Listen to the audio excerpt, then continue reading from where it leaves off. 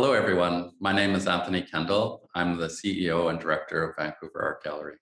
I'd like to welcome you today and bring greetings on behalf of our staff, board, and volunteers from the gallery's location on the ancestral and unceded territories of the Musqueam, Squamish, and Tsleil-Waututh people. Along with our partners, the Vancouver International Airport and YVR CEO Tamara Brunen, which operates on the unceded territory of the Musqueam people. We are grateful to the elders, past, present, and future, whose lands that we are on, and the opportunity to learn and work on this land. We acknowledge the work we must do together to learn and strengthen our relationships with the traditional caretakers of this place. I invite you to join me in that acknowledgement and that gratitude. Musqueam Chief Wayne Sparrow wishes to take this opportunity to share the Musqueam community will set aside a day of reflection for the 215 children buried in unmarked graves at the Kamloops Residential School, a place where Musqueam children were sent. Today, I'm excited to present to you Art Connects, Departures and Arrivals with artist Connie Watts. This was originally broadcast live from Vancouver International Airport.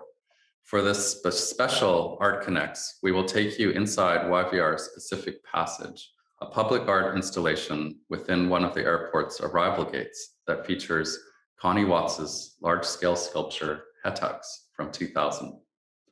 Hetux is Connie Watts's largest indoor sculptural installation, and it is seen by guests and visitors to the territory of the Musqueam Nation at YVR. Named after Watts's grandmother, this dramatic work represents the Thunderbird, known as the keeper of the city, and shares knowledge and stories through motifs that can be deciphered through close looking.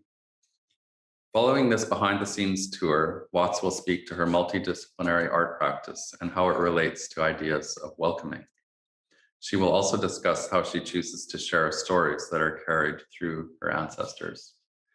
Vancouver Art Gallery's Art Connects program is generously supported by Jane Irwin and Ross Hill and our visionary partner for community access, the Diamond Foundation.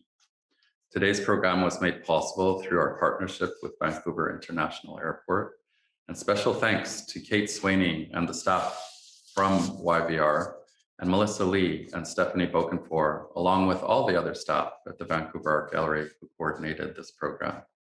We sincerely thank Public Affairs and Events of the Canadian Embassy in Mexico for inviting us to be part of this year's Canada Day virtual celebration.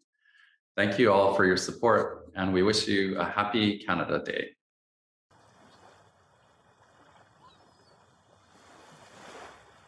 Asiem Nasiea, Anthamary Point, Tenitsinahu Matquim, Tenitsinahu YVR, Amitsep Quatquilum. Honored visitors, my name is Mary Point, and I'm from Musqueam, and I'm also from YVR.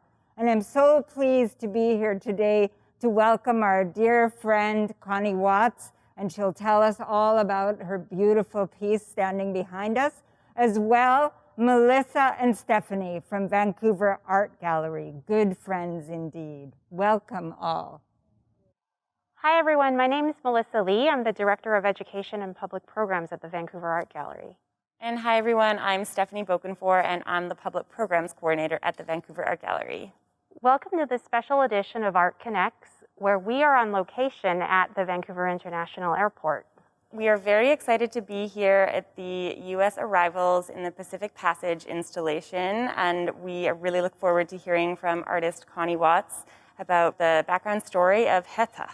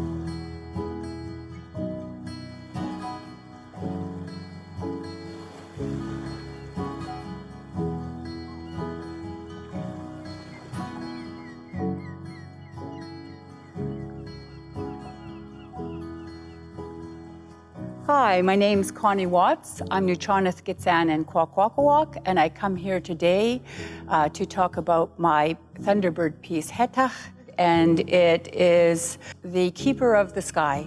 And in many of our different nations, one of the creation stories for our people.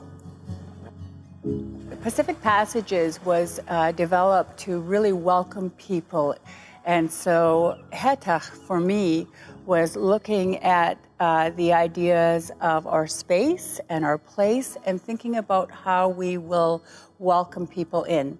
And my grandmother, matriarch, incredible woman, has always led our family and led our life. So this piece honors her. And Hetach is her name. It actually means daughter. And so all of the different components of the Thunderbird, and the Thunderbird is one of our cresting family animals from the Mamalilakla side of our family in Kwakwakawak territory. So with Hetach, the overall arching piece is the Thunderbird. And when I talk about it being my grandmother, it is the essence of her personality. Similar to how we use button blankets and cresting to show our family lineage, for me, I've taken this concept of totem poles in our family, cresting, our regalia, and started to look at how that would translate into a sculptural piece. So the Thunderbird itself is overall my grandmother, huge presence, big. And then as you work your way in, you have the hummingbird and the moon on the wing. The hummingbird is that idea of creativity. The moon is that heart and that real closeness to who you are. And then the wolves on either side of the stomach is that idea of a hunter-provider, so very strong family, very loyal. And then the salmon on the belly for me is that prosperity and also that ability to provide for. We had a huge family, so my grandmother was always looking to how she could take care of people. And then the sun on the tail part is her direction. So the sun makes things grow. Also feeds internally through light. So that is definitely bringing together her idea of moving things forward, because it takes a really big personality to move an entire family in unison.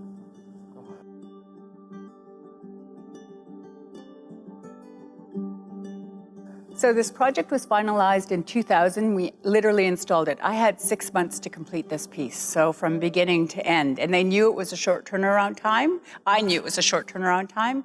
So we adjusted accordingly, but that's when I started to work with assistants and learn how to run a studio. So it was really exciting. It was a really exciting time to deliver and install, and they were extremely helpful in helping actually install the piece. But it was very funny because when we were installing, there was an engineer on site and she was asking my mother, so who engineered this piece for her? And my mom looked at her and said, you mean put it together? And she's like, yes. And she goes, Connie did? So it's that idea. And I didn't actually realize many artists go to engineers to figure out how the pieces go together. I just figured out how it went together. And it was really funny with the body part there when we were figuring out the angles. I literally held the two pieces and had, my best friend was my assistant at the time, him measure out the different distances that we were going to cut it. And then we tried it out and we fastened all the interior tubing together with bolts. And because we needed the weight to be very light, we actually had a welder come in and do all the joints so we could drop all the bolts so that weight would be gone. When you start a project like this, you really have to think of it conceptually. And I remember when I was first building, I did a paper maquette for scale and size and to figure out what that looks like. And so when I was actually doing that maquette, I couldn't figure out the interior design of it, what those details were. And my best friend at the time said, who is it? Because, of course, they saw me working on so many pieces from Varan and Gunk, and this was my next major install piece. And I said, my grandmother, and as soon as I said it, all of those different components came in, and I knew what they were. So I ended up presenting this maquette hanging from this wire frame, and it was definitely not as professional if I was looking at it that way, but it served the purpose of telling the story for the actual piece. And that let the engineers and the YVR crew know that I could actually build and create the piece.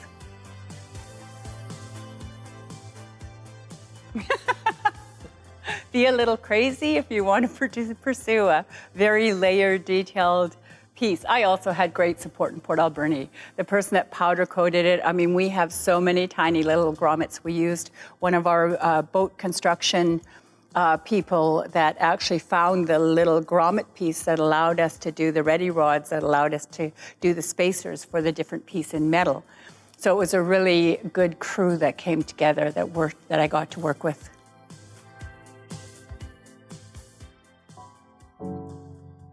We're going to walk through and look at Hetach up close. I'd like to start by pointing out to this beautiful signage that they created, and this is the woman, Hetach, my grandmother, that it is fashioned after her personality.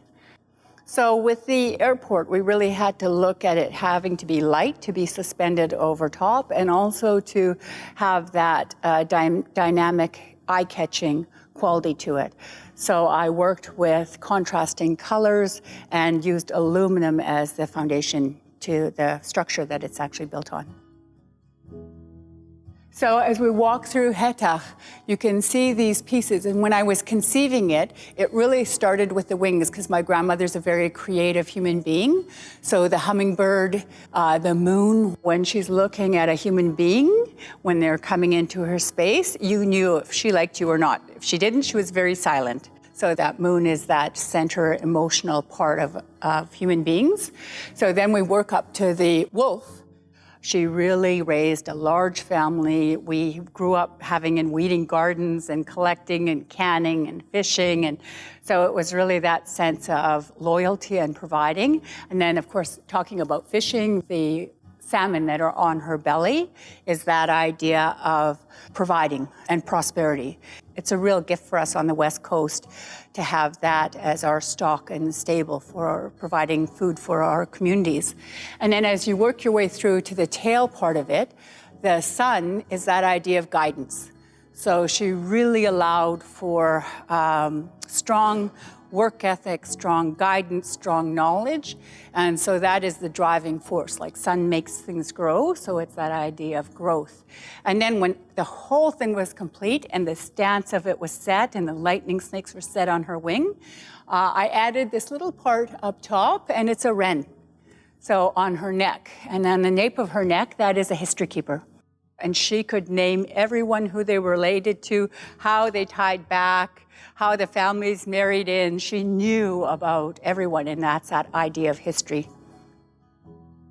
So Pacific Passages at the U.S. arrivals at the Vancouver International Airport was created as a way to invite people into British Columbia and recognize its Indigenous people.